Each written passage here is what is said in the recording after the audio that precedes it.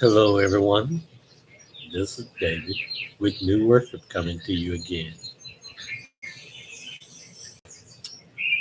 I've got a troubling mind. You see, I was asked today what worship really was. And in our senses, we believe that it's going to a place of religion and giving praise to something higher deity of some kind. Then again, there are people that worship lots of other things besides higher deity of any kind. At one time in my life, I stood in front of a pulpit and I give praise to God Almighty. At one time or another, I was considered a priest. At one time or another, I was considered atheist. At one time or another, I was considered a scientist. And all the things that I wasn't true to myself. Let me get this straight. You see, worship is something that came about a long time ago.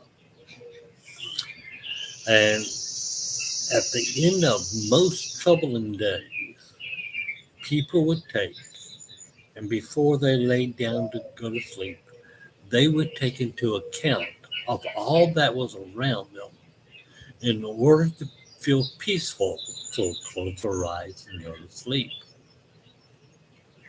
Well, why is this part of worship? Because it says in some of the prayers, now I lay me down to go to sleep. I pray the Lord my soul to keep. Well, there's lots more to it than just that. And this is what I imagine.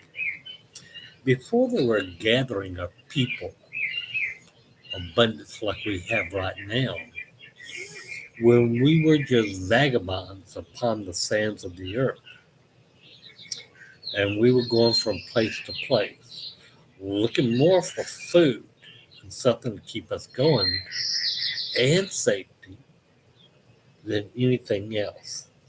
Where we laid our heads down may depend upon where we were at.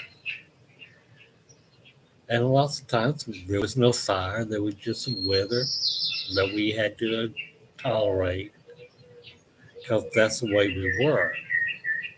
But still within our heart, we follow the path of most animals. If you look up in the birds in the sky and you see the birds flying around, and you wonder, do they work?